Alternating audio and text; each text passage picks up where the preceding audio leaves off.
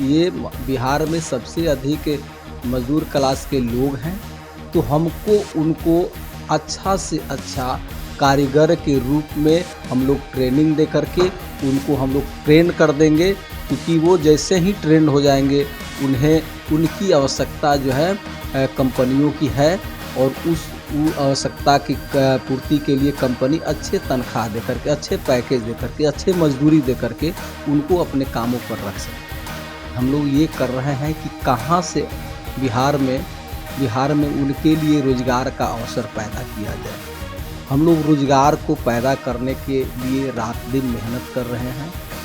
हमारे यहाँ आपको बता दें कि यहाँ के कुशल मजदूर और पूरे देश में सबसे मेहनती और ईमानदार मजदूर यहाँ के बिहार के होते हैं। जो रोज़गार छीनने का काम किया, जो भारत की जो तमाम कंपनियां जो है उसको बेचने का काम किया, वो हम लोग कहते थे ना कि नहीं होगा तो नीमक रोटी खा करके जी लेंगे हम लोग, लेकिन ये सरकार जो है गरीबों के थाली से अब रोटी भी छीनने का काम कर रही है।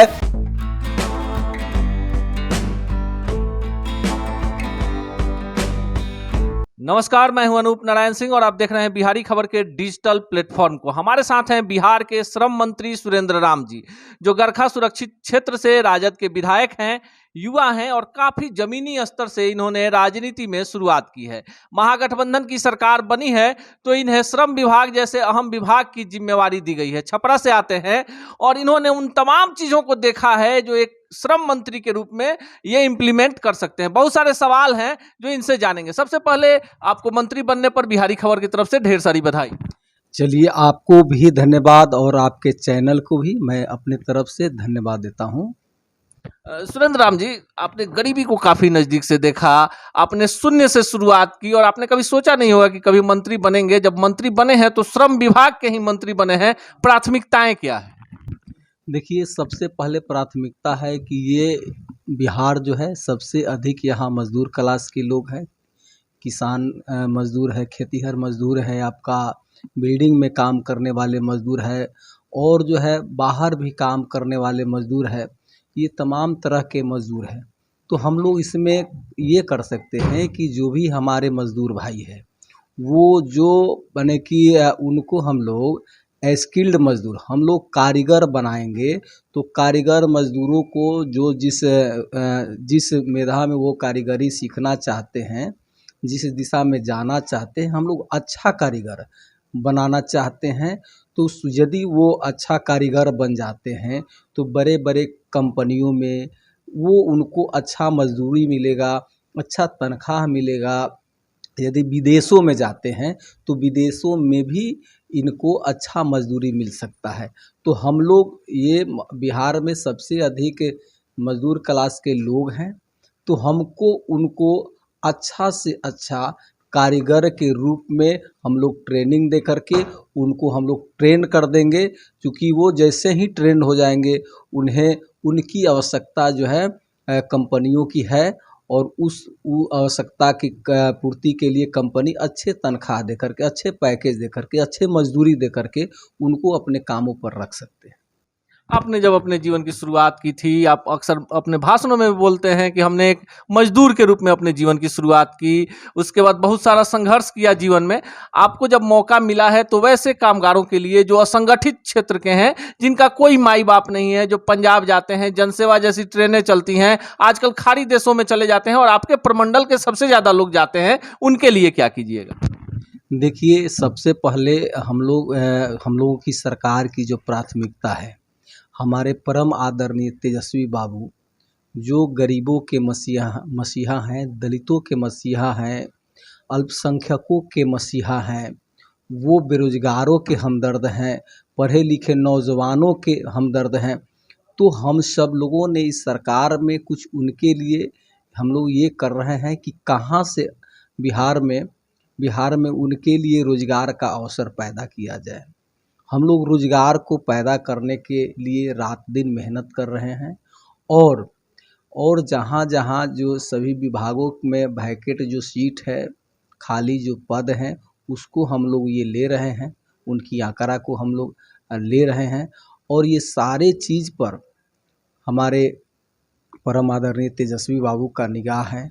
हम सब लोगों को बराबर दिशा निर्देश दिया जा रहा है कि सभी लोग अपने अपने क्षेत्र में अवसर को पैदा करें और जहाँ जितना हो सके लोगों के लिए हम लोगों को काम करना है। हम लोगों की सरकार की एक अलग पहचान लोगों में बनाना है और हम लोगों का तो पहले ही ये हम लोगों का संदेश था कि तेज रफ्तार तेजस्वी सरकार की जो है वो जो हम लोगों को दायित्व दिया गया है उनके द्वारा, उस दायित्व को हम लोग पूरी 100% निर्वहन करने का काम कर रहे हैं। पलायन कैसे रुकेगा? देखिए, आप जिस इलाके से जीत कर आते हैं, जिस जिले से जीत कर आते हैं, आप पूरे गांव में ढूंढ लीजिए, कोई जवान आदमी नहीं मिलेगा। किसी गांव में 4 ऐसे युवा नहीं मिलेंगे। इतनी बेरोजगारी है कि लोग पलायन कर जाते हैं। बिहार में नई सरकार बनी है तो 10 लाख तेजस्वी जी ने कहा था, नीतीश जी ने 15 अगस्त को इसको 20 लाख कर दिया। और आपका जो विभाग है इसमें सीधे संबद्धता है, इसको कैसे कर पाएंगे? देखिए, पहले ही हम आपको बोल दिए हैं कि हम लोग रोजगार का अवसर पैदा कर रहे हैं। हमारे यहाँ आपको बता दें कि यहाँ के कुशल मजदूर और पूरे देश में सबसे मेहनती और ईमानदार मजदूर यहाँ के बिहार के होते हैं। आपको हम बता दें कि अंग्रेजी जब हुकूमत था तो यहाँ के लोगों को मॉरिशस ले जाया गया और कई देशों में यहाँ के लोग गए, तो अपने मेहनत के बदौलत, अपने ईमानदारी के बदौलत, अपने क्षमता के बदौलत वहाँ जाकर के उस देश के विकास में उनका अहम भूमिका रहा। आज वहाँ रच गए, वहाँ बस गए, वहाँ के प्रधानमंत्री भी बने, वहाँ के राष्ट्रपति भी बने। तो ये बिहारी लोगों में जो कार्य ऊर्जा की जो क्षमता होता है और सब लोगों से काफ़ी अधिक होते हैं। हमारे भाई, मजदूर भाई, श्रमिक भाई ईमानदार होते हैं। जो काम उनको दिया जाता है पूरे ईमानदारी से, पूरे लगन से करते हैं। तो ये संदेश जो है पूरे देश, पूरे विश्व के लोग जानते हैं। यदि हम लोग अच्छे कामगार को, अच्छे मजदूर को, यहाँ देखिए सबसे पहले कि यहाँ तो सस्ता मजदूर है।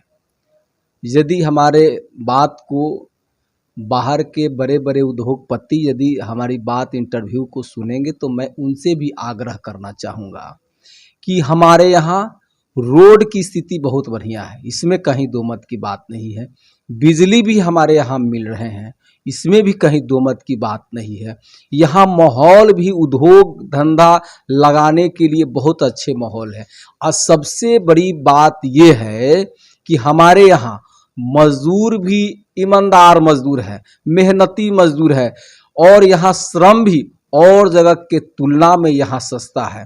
तो उद्योग लगाने के लिए सबसे अच्छा जगह मानिएगा तो बिहार है। तो हम उनसे भी अनुरोध करेंगे कि जहाँ इतने सब कुछ उपलब्ध है और मैं बताऊं कि यहाँ मार्केट भी है। आपको बता दूं कि सीमेंट बिहार में लगभग 85% सीमेंट जो है दूसरे राज्यों से आते हैं। बहुत सारे ऐसे चीज़ हैं जो हम लोग बिहार में दूसरे राज्यों से आते हैं। तो यदि आप जो हम लोग बिहार के लोग दूसरे राज्य से जो हम लोग सामान हम लोग मंगाते हैं तो वही सामान यदि यहाँ उत्पादन होंगे तो उत्पादन होगा, उसका मार्केट भी आपको उपलब्ध है। तो इतना बेहतर, इतना अच्छा यहाँ माहौल है, मार्केट भी उपलब्ध है, माहौल भी उपलब्ध है और आपका मजदूर भी ईमानदार मजदूर उपलब्ध है। और ईमानदारी से अपने घर में 2 पैसा कम भी मिलेंगे तो हमारे मजदूर उस कंपनी को आगे बढ़ाने में, उस कंपनी को और विकसित करने में दिन रात एक करके और उस कंपनी को आगे ले जाने का काम करेंगे। आखिरी सवाल, श्रमिक रहे, श्रम मंत्री बने, पहली बार विधानसभा का चुनाव जीते और मंत्री बन गए। महागठबंधन की सरकार है और सरकार भी युवा हाथों में है। लगातार सरकार कह रही है कि इस सरकार में रोजगार की बात होगी, पढ़ाई की बात होगी, दवाई की बात होगी, कमाई की बात होगी। सुरेंद्र राम जी श्रम मंत्री के रूप में बिहार की जनता को क्या वादा करना चाहते हैं? देखिए, मैं बिहार के वासियों से मैं ये कहना चाहूँगा कि आप जो है बहकावे में मत आइए, हवाबाजों के फेरा में मत रहिए, जुमलाबाजों के फेरा में मत रहिए। जो सही सिद्धांत पर रह करके जो आपके विषय में सोचे, जो आपके हित के विषय में सोचे, जो रोजगार की बात करे, जो आपकी भलाई की बात करे, जो आपकी रोजी रोटी की बात करे, आप वैसे लोगों को आगे बढ़ाइए। और 2024 में जो रोजगार छीनने का काम किया, जो भारत की जो तमाम कंपनियां जो है उसको बेचने का काम किया, वो हम लोग कहते थे ना कि नहीं होगा तो नीमक रोटी खा करके जी लेंगे हम लोग, लेकिन ये सरकार जो है गरीबों के थाली से अब रोटी भी छीनने का काम कर रही है। तो जो सरकार रोटी छीनने का काम करती है, वैसे सरकार को दिल्ली के गद्दी पर रहने का कोई अधिकार नहीं है। जो गरीबों की हित की बात नहीं करती है, आप इस बात को जानते होंगे कि लेनिन ने गरीबों के लिए रोटी की लड़ाई लड़ी थी। आज हमारे तेजस्वी बाबू, आज हमारे नीतीश कुमार जी, आज हमारे परम आदरणीय लालू प्रसाद यादव जी गरीबों की बात कर रहे हैं। गरीबों की रोटी की बात हो रही है, गरीबों की रोजगार की बात हो रही है। और जो गरीबों की बात करती है, वैसे लोगों को हम यही आपसे आग्रह करेंगे कि वैसे लोगों को आपकी आशीर्वाद की जरूरत है, आपकी स्नेह प्रेम की जरूरत है। आप हमारे साथ जुड़िए, हम आपके साथ हैं।